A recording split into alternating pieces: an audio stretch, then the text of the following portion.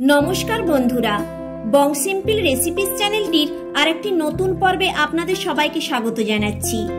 আজ আমি আপনাদেরকে কাতলা মাছের অতি সুস্বাদু চপ তৈরি করে দেখাবো।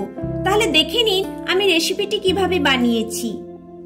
কাতলা মাছের চপ বানানোর জন্য এখানে আমি 6 পিস কাতলা মাছের পেটি নিয়েছি।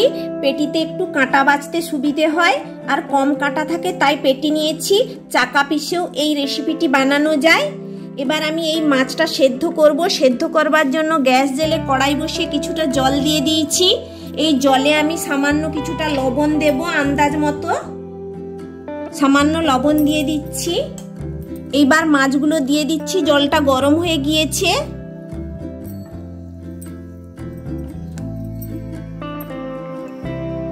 পাঁচ মিনিট আমি মাছটা ফুটিয়ে নেব। এখন হাই ফ্লেমে দিচ্ছি। ফুটে উঠলে একটু ফ্লেমটা কমিয়ে দেব।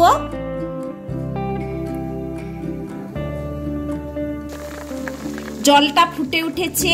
আমি সামান্য ফ্লেমটা একটু কমিয়ে দিচ্ছি। 5 মিনিট ফুটিয়ে নিচ্ছি মাছটা। 5 মিনিট ধরে মাছটা আমি ভাপিয়ে নিয়েছি। হয়ে গিয়েছে ভাপানো। গ্যাস বন্ধ করে দিলাম। নামিয়ে নিচ্ছি। আমি মাছটার কাঁটা বেছে নেব ঠান্ডা হয়ে গেলে।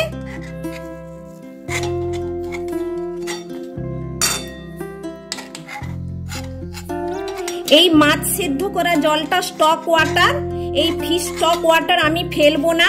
আমি অন্য কোনো রান্নাতে এই জলটা ব্যবহার করে নেব। ঠান্ডা হয়ে গেলে আমি ফ্রিজে রেখে দেব জলটা। মাছ ঠান্ডা হওয়ার ফাঁকে আমি একটা ভাজা মশলা বানিয়ে নিচ্ছি। তার জন্য গ্যাস জেলে কড়াই বসিয়ে দিয়েছি। আমি এখানে 2টো লাল গোটা শুকনো লঙ্কা নিয়েছি, 8টা গোলমরিচ নিয়েছি, 1 টিস্পুন গোটা জিরে, 1 টিস্পুন গোটা ধনে নিয়েছি। এই খালি কড়াইয়ে ভেজে নিচ্ছি। দিয়ে দিলাম সবকিছু।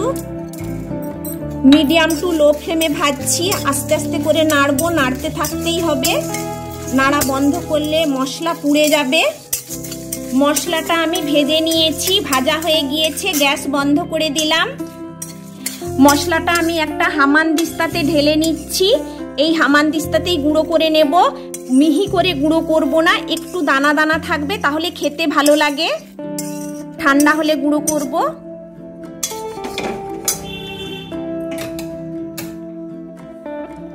মাছের কাঁটা বেছে নিয়েছি আর ছালগুলো ফেলে দিয়েছি।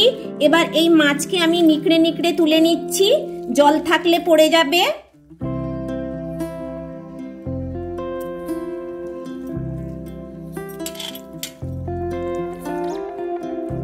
ভালো করে জলটা নিকড়ে নিতে হবে।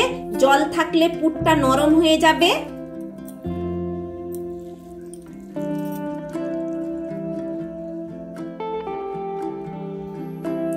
চপের পুর বানানোর জন্য আমি গ্যাস জেলে কড়াই বসিয়ে দিয়েছি। সরষের তেল দিয়ে দিয়েছি।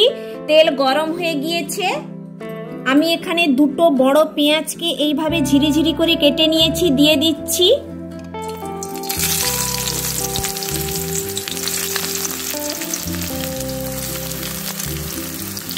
পেঁয়াজ একটু ভেজে নিচ্ছি।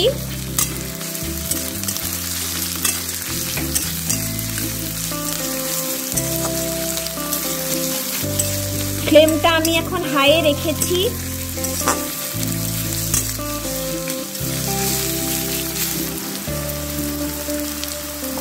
পেঁয়াজ ভাজতে ভাজতেই লবণটা দিয়ে দিচ্ছি। স্বাদ অনুযায়ী লবণ দিচ্ছি।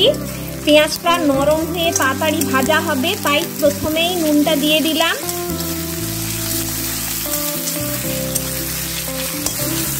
ফ্লেমটা আমি মিডিয়ামে করে দিয়েছি।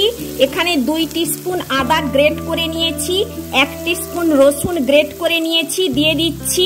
আদা দিয়ে দিলাম, রসুনও দিয়ে দিলাম। আবারও নেড়ে নিচ্ছি।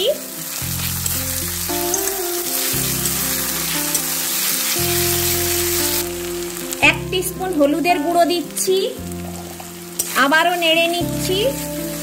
সমস্ত কিছু ভালো করে কষে নিচ্ছি। 6টা কাঁচা লঙ্কা এইভাবে ঝিরিঝিরি করে কেটে নিয়েছি, দিয়ে দিচ্ছি। ঝালটা আপনারা আপনাদের পছন্দ মতো দেবেন। আবারও ভালো করে সমস্ত কিছু নেড়ে নিচ্ছি।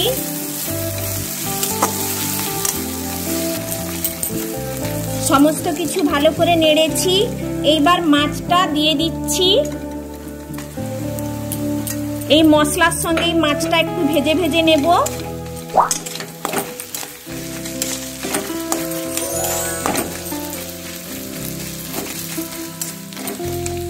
সমস্ত কিছু ভালোভাবে ভেজে নিয়েছি।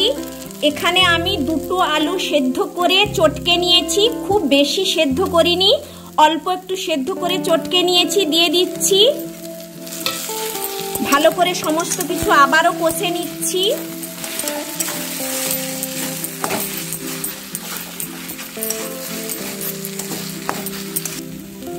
সমস্ত কিছু ভালো করে নেড়েছি।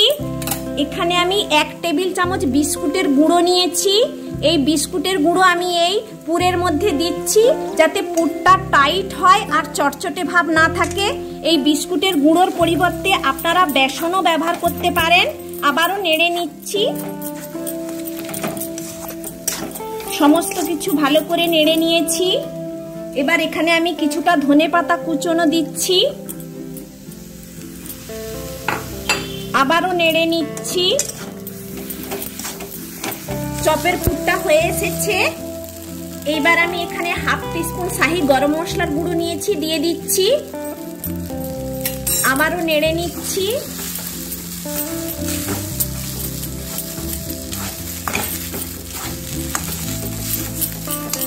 এইবার আমি ভাজা মশলাটা দিয়ে দেব। আমি এইভাবে দানা দানা করে গুঁড়ো করে নিয়েছি, দিয়ে দিচ্ছি। সব শেষে দিলে ভালো সেন্ট থাকে, তাই সব শেষে মশলাটা দিলাম। নেড়ে নিচ্ছি।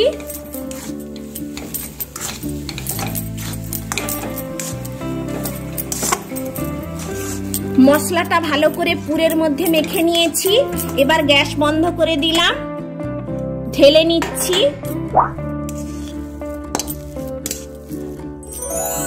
ঠান্ডা করে নিয়ে আমি চপটা বানাবো। চপ তৈরি করবার জন্য কর্নফ্লোরের একটা ব্যাটার বানাবো।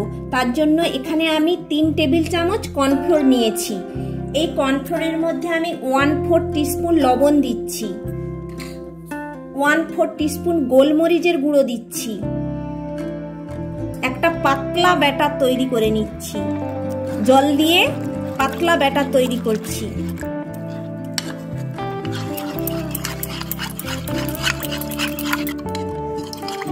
আমি পাতলা ব্যাটার তৈরি করে নিয়েছি, এই ধরনের পাতলা হবে। আর এখানে আমি কিছু ব্রেড ক্রাম্বস নিয়েছি। এবার পুরটা আমার প্রায় ঠান্ডা হয়ে এসেছে। এবার আমি চপগুলো বানাবো।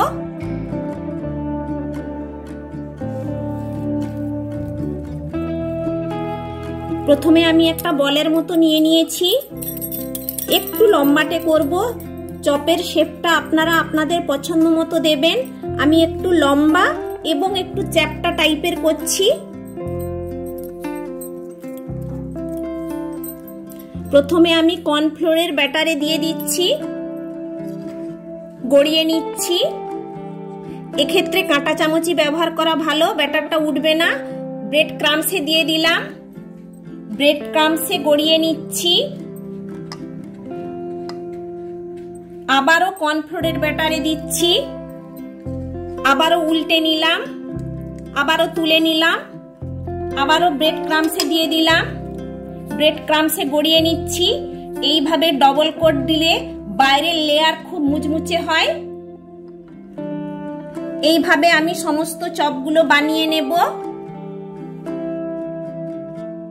আবারও একটা বানাচ্ছি।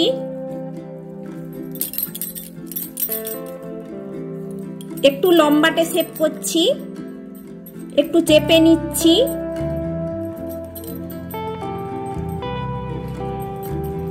কর্নফ্লোরের ব্যাটারে দিয়ে দিলাম, কাঁটা চামচ দিয়ে উল্টে নিলাম, তুলে নিচ্ছি।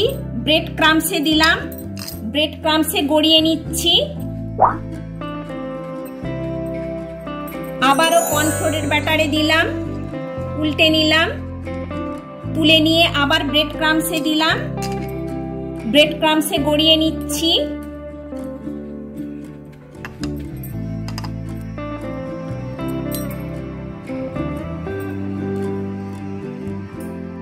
সব চপগুলো আমি তৈরি করে নিয়েছি।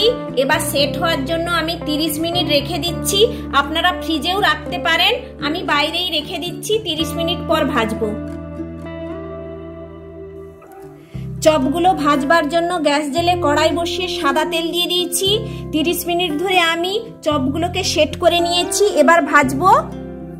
গরম তেল হয়ে গিয়েছে, দিয়ে দিচ্ছি। তেলটা ভালো করে আমি গরম করে নিয়েছি হাই ফ্লেমে, এবার মিডিয়াম ফ্লেম করে দিয়েছি, মিডিয়াম ফ্লেমেই ভাজবো।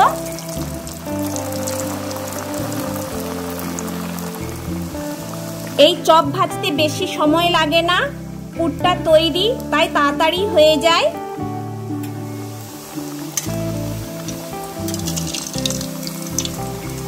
উল্টে দিচ্ছি।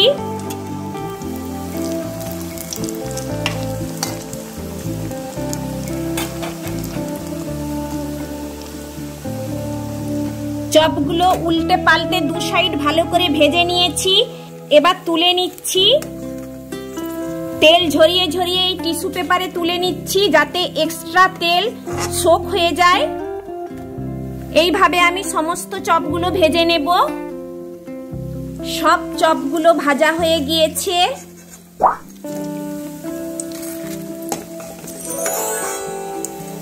এবার গরম গরম পরিবেশন করব। দেখুন বন্ধুরা, আমি কাতলা মাছের চপ বানিয়ে নিয়েছি। খুবই মুচমুচে হয়েছে, খুবই সুস্বাদু হয়েছে। আপনারা এইভাবেই বাড়িতে বানিয়ে খাবেন। আমার এই রেসিপিটি যদি আপনাদের ভালো লেগে থাকে তাহলে লাইক, শেয়ার, কমেন্টস করতে ভুলবেন না। আর আপনাদের কাছে আমার চ্যানেলটিকে সাবস্ক্রাইব করার জন্য অনুরোধ রইল। আমি আবার কোনো নতুন রেসিপি নিয়ে আপনাদের কাছে হাজির হব। সুস্থ থাকবেন, ভালো থাকবেন। ধন্যবাদ।